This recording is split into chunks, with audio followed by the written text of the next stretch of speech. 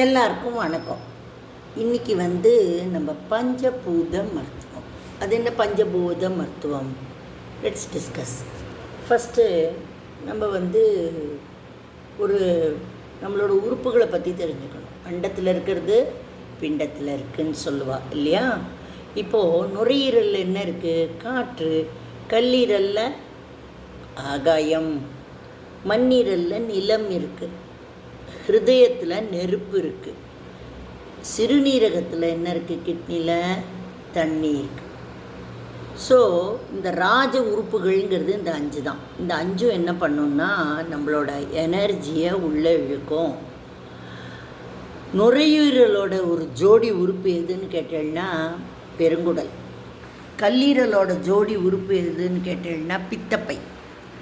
மண்ணீரலோட ஜோடி உறுப்பு இரைப்பை. அடுத்து ஹிருதயத்தோட ஜோடி உறுப்பு சிறுகுடல். சிறுநீரகத்தோட ஜோடி உறுப்பு யூரினரி பிளாடர்.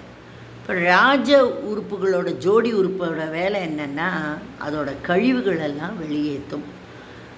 கல்லீரல் பாதிப்பை தெரிவிக்கக்கூடிய உறுப்பு எதுன்னா கண். கல்லீரலில் பாதிப்பு வந்தாலே என்ன ஆகிடும்? கண்ணில் தெரிஞ்சிடும், இண்டிகேட்டர். மண்ணீரலில் ஏதாவது ஒரு பாதிப்பு இருந்தால் அதை நம்மளோட வாய் காட்டிடும். நுரையீரல் பாதிப்பை மூக்கு காட்டும். ஹிருதயம் பாதிப்பை நாக்கு காட்டும். சிறுநீரகத்தோட பாதிப்பை காது காட்டுமா. கல்லீரல் பாதிப்பு அடைந்திருந்தால் அவங்களுக்கெல்லாம் புளிப்பு சுவை ரொம்ப பிடிக்கும். சாப்பிட்ணும் தோணும் புளிப்பை. அப்படின்னா என்னென்ன? கல்லீரலில் ப்ராப்ளம்னா ஸ்டார்ட் ஆகிருக்குன்னு அர்த்தம். மண்ணீரலில் பாதிப்பு இருந்தால் அவங்களுக்கு இனிப்பு சுவை ரொம்ப பிடிக்கும். நுரையீரலில் பாதிப்பு இருந்தால் அவளுக்கு கார சுவை ரொம்ப பிடிக்கும். ஹிருதயம் பாதிப்பு இருந்தால் அவளுக்கு துவர்ப்பு கசப்பு சுவை பிடிக்கும். சிறுநீரகம் பாதிப்படைஞ்சிருந்தால் என்னாகும்? உப்பு சுவை பிடிச்சதுன்னா நமக்கு கிட்னியில் ப்ராப்ளம் ஸ்டார்ட்ஸ்னு அர்த்தம். அறுசுவையும் சமநிலையில் இருந்தால் ராஜ உறுப்புகள் சீராக இயங்குமாம். இப்போ பற்றாக்குறையாக இருந்தாலும் சில ராஜ உறுப்புகள் நோயை உருவாக்கும். கல்லீரலை பாதிக்கக்கூடிய உணர்வுகள் கோபம், டென்ஷன். மண்ணீரலை பாதிக்கக்கூடிய உணர்வு எதுன்னு கேட்டீங்கன்னா கவலை. இந்த கவலைப்படுறவர்கள் பசி இல்லாமல் இருக்கும்போது சாப்பிடுவா போய். நுரையீரலை பாதிக்கக்கூடிய உணர்வு எதுன்னு கேட்டீங்கன்னா தூக்கம். துக்கம். வாழ்க்கையில் நடந்த எந்தவித செயலையும் துக்கத்தையும் கவலையும் வெளியில் சொல்லாமல் தனக்குள்ளேயே வச்சு புலம்பின்ட்டுருக்கிறவாளுக்கு நுரையீரலில் கண்டிப்பாக ப்ராப்ளம் வரும். கிட்னியை பாதிக்கக்கூடிய உணர்வு எதுன்னு கேட்டீங்கன்னா பயம். பயத்தில் தான் என்னாகும்? நிறைய யூரின் ப்ராப்ளம் வரும். ஹிருதயத்தை பாதிக்கக்கூடிய உணர்வு பெருமை, பொறாமை. ரெண்டுமே உங்களோட ஹிருதயத்தை பாதிக்கும். அடுத்தது இப்போ ஹிருதயத்துலேருந்து ஆற்றல் மண்ணீரலுக்கு செல்லும். மண்ணீரல்லேருந்து ஆற்றல் நுரையீரலுக்கு செல்லும். நுரையீரல்லேருந்து ஆற்றல் சிறுநீரகத்துக்கு செல்லும். சிறுநீரகத்துலேருந்து ஆற்றல் எங்கே போகும்? கல்லீரலுக்கு செல்லும். கல்லீரலேருந்து ஆற்றல் ஹிருதயத்துக்கு போகும்.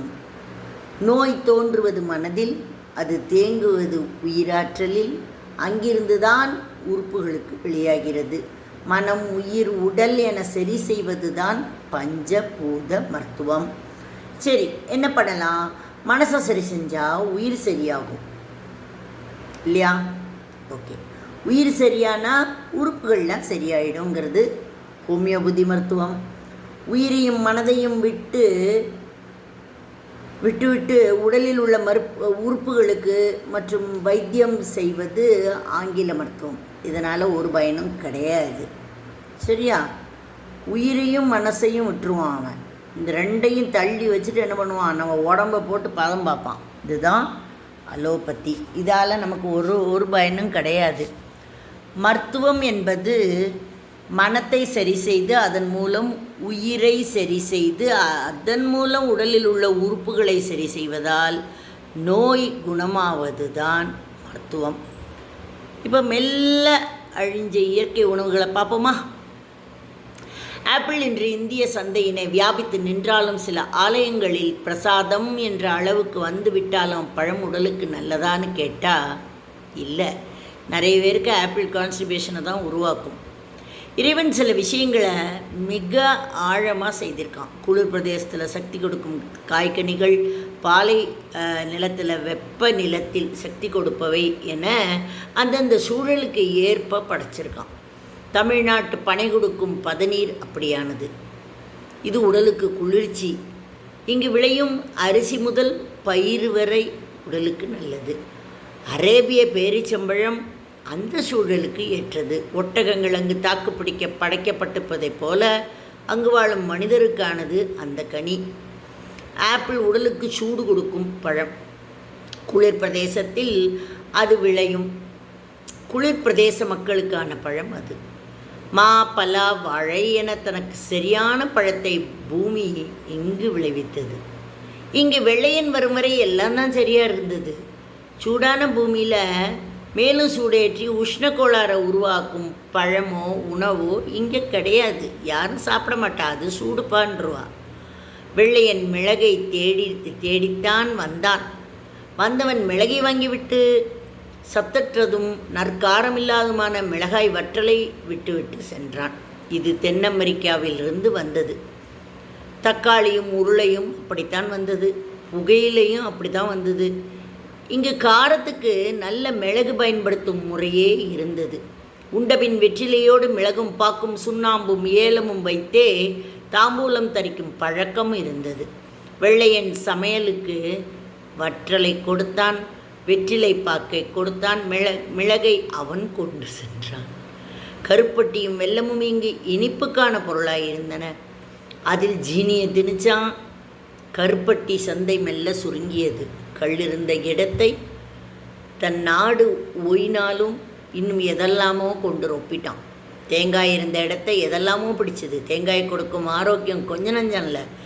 மிளகு, அரிசி, கருப்பட்டி, பயிறு என்றிருந்த தமிழர் உணர்வில் புகையிலை, ஜீனி, மிளகான்னு எதையோ திணிச்சான் வெளிநாட்டுக்காரன். நோய்கள் பெருகின. ஆப்பிளை அப்படித்தான் இங்கு பயிரிட்டான். ஆப்பிளை மட்டுமா கொண்டான்? கேரட்டு, பீட்ரூட்டு இன்னும் குளிரில் விளையும் மற்ற பயிர்களை கொண்டான். அது அவனுக்கு சரி. ஏற்கனவே உஷ்ணத்தில் வாழும் மக்களுக்கு இதெல்லாம் எதுக்கு? அவை கூடுதல் உஷ்ணத்தை ஏற்றின. அதோடு விட்டானா? அவன் ஏற்படுத்திய உலகப் போர்கள் அரிசி தட்டுப்பாட்டை உருவாக்கின. விளைவு தமிழர்களுக்கு சப்பாத்தியும் புரோட்டாவும் அறிமுகமாயின. சப்பாத்தினை கொடுத்தானே அன்றி அது உணவு முறையை சொன்னான் இல்லை. சப்பாத்தி என்பது நெய் சேர்க்காமல் உண்ணக்கூடாத உணவு. ஆம், அதில் உஷ்ணம் அதிகம். அரேபியர் அதை தயிரோடு உண்பர். வட இந்தியர் அதை நெய்யோடு உண்பர். தமிழன் அதை உண்ணத் தெரியாமல் உண்றான். நோய் பெருகியது. அதாவது சூடான பூமியில் சூடு கொடுக்கும் உணவினை உண்டு நம்மை நாமே கெடுத்தோம். வெள்ளையனின் குளிர் நாட்டில் அரிசி கஞ்சியும் பனங்களும் குடிக்கச் சொல்லுங்கள். அவன் குடிப்பானா? குடித்தா என்னாகும்னு அவனுக்கு தெரியும். அவன் தன்னோட சமூகத்தை காத்துன்னு இருக்கான். உஷ்ணத்தால் ஏற்படும் நோய்க்கு விஞ்ஞானம் காரணம் சொல்லாது. இங்கு உஷ்ணத்தை கட்டுப்படுத்த நல்லெண்ணெய் குளியலும் நெய்யும் இன்னும் பலவும் இருந்தது. எல்லாம் பழமைத்தனம் என்று ஒழிக்கப்பட்டது. இன்று கலப்படம், எண்ணெயும் கலப்படம். இப்போ உள்ள தலைமுறை டால்டாவின நெய்ன்னு கலப்பட எண்ணெயின சுத்தமான எண்ணெய் அப்படின்னும் வருகின்றன. பரிதாபம். காரணம், அவற்றுக்கு உண்மையான பொருளும் மனமும் எப்படி இருக்குன்னே தெரியல. அவை என்ன செய்யும்? எண்ணெயில் கலப்படம், உணவுப் பொருளில் கலப்படம், இவையெல்லாம் இன்று ருசியில்லா உணவல்ல, ஆரோக்கியமில்லா உணவினை கொடுத்து விட்டன. நெய்யும் பாலும் வெண்ணையும் போலி என்று அரசே சொல்லும் நிலை என்றால் தனியார் நிலையங்கள் எப்படி இருக்கும்? எதையோ தின்னு, எதையோ குடித்து, எதையோ புகைத்து, எதையோ மென்று இன்றைக்கி நோய்கள் எல்லாத்தையும் தனக்குள்ளே இழுத்து விட்டான் தமிழன். எதை உண்டாலும் கசப்பாக முடிகிறது உலகளாவிய உணவு முறையாக இருந்தது. சைனாவில் ஏதேனும் தே அப்படிங்கிற கசப்பு பானத்தை சாப்பிட்ருவான். ஆப்பிரிக்காவிலையும் அரேபியாவிலையும் தான் காஃபி இருந்தது. தமிழனுக்கு வேப்பம்பூ துவையலும் பாகற்காயும் அன்றாடம் சமையலில் இருந்தது. பாகம் என்றால் சமையல், அதில் இருக்க வேண்டிய காய் பாகற்காய் ஆனது. புரிகிறதா? இவை முறையாக இருந்தவரை சர்க்கரை நோய் இல்லை. பாலில் காப்பி, டீ, ஜீனி என வெள்ளையன் ஏற்படுத்திய வியாபார தந்திரம் இன்று நம் வாழ்வில் அங்கமாக மாறிவிட்டது. காப்பியும் டீயும் பருகியே தீர வேண்டியவை அல்ல, அவை இன்றியும் வாழ முடியும். அதுபோக பேக்கரிகள் வந்து ரொம்ப இருக்குது. பரோட்டாவும் பேக்கரியும் இன்னும் பலவும் இங்கு ஏற்ற விஷயம் அல்ல, விஷம் அவை. இவை பெருக பெருக அடுத்தாப்பில் என்ன கூடுறது? ஹாஸ்பிட்டல்ஸ், எஸ், மருத்துவமனைகளும் பெருகுகின்றன. இந்த சமூகம் இவ்வளோ நல்ல விஷயங்களை நாகரிகம் என இழந்து இன்று சீழ்பிடித்த சமூகமாக மாறிவிட்டது என்று நினைக்கும்போது தலையே சுத்துறது. தெய்வங்களுக்கு பாரம்பரியமாக படைக்கப்படும் பழம், பானம் எல்லாமே உடலுக்கு நல்லது தான். துளசி போல் அருமருந்து இல்லை. அங்கு பயன்படும் எலுமிச்சை முதல் எள் வரை எல்லாமே நன்மை கொடுப்பவை இல்லையா? தாம்பூலத்தட்டில் காணப்படும் வெற்றிலை முதல் எல்லாமே ஆரோக்கியம்தான்.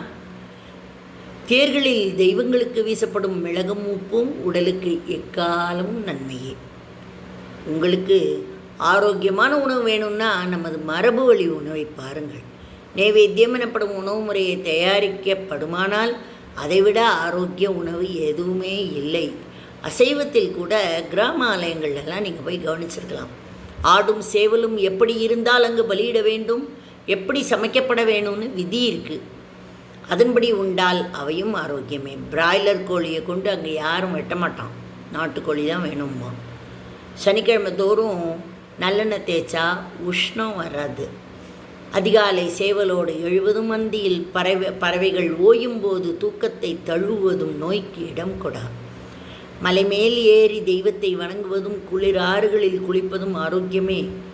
மாதம் 2 முறையாவது விரதம் இருக்கிறது உடலை வலுப்படுத்தும். இன்னும் ஏராளமான விஷயங்கள் உண்டு. அவையெல்லாம் இழந்ததன் விளைவு நீரிழிவு முதல் ஏகப்பட்ட நோய் ஒருபுறம், கருத்தரிப்பு சிக்கல், சிசேரியன் என மறுபுறம் மிக மிக மோசமான சிக்கலுக்கு செல்கிறது சமூகம். பழமையினை மீட்டெடுத்து நல்வாழ்வு வாழ இந்து மதம் நிச்சயமாக உதவும். நம் முன்னோர்களின் நலமான பலமான வாழ்வின் ரகசியம் இங்குதான் புதைந்திருக்கிறது. அதை மீட்டெடுப்பீர்களாயின் நல்வாழ்வு கிட்டும். மாறாக அதெல்லாம் பழமென ஒதுக்கினேன்னா டாக்டரும் மருந்து காரணம் மட்டும்தான் உங்களுக்கு தெய்வமாவான். அப்படி ஒரு பலகீனமான சமூகமாக நம் நாடு உருவாக வேண்டும் என வெள்ளையன் ஆசைப்பட்டதன் விளைவுதான் இது. இந்தியா தன் மருந்து மற்றும் மருத்துவத்தின் வேட்டை காடாகும் என்பது அக்காலத்திலிருந்தே அவன் கணக்கு. அது மிளகை திருடி வற்றலை கொட்டுவதில் தொடங்கி இன்று KFC வர தொடர்கிறது. நம் பாரம்பரியத்தை மீட்டெடுத்தால் தவிர நம் ஆரோக்கியத்தை திருப்ப முடியாது என்று அதை இச்சமூகம் உணருமோ அன்றே இன்று இங்கு நல்ல ஆரோக்கியம் திரும்பும். ஆமாம், மாறாக கண்டதையும் உண்டுட்டு தெருவாக கடற்கரையாக நடந்தாலும் ஒன்றும் ஆக போகிறதில்ல. நடக்க வேண்டியது வயல் வரப்புகளை நோக்கி. அங்கேதான் இருக்கிறது உடல் நலத்துக்கான மருந்து. இயற்கையை போற்றுவோம், இனிமையான வாழ்க்கை வாழ்வோம். நன்றி.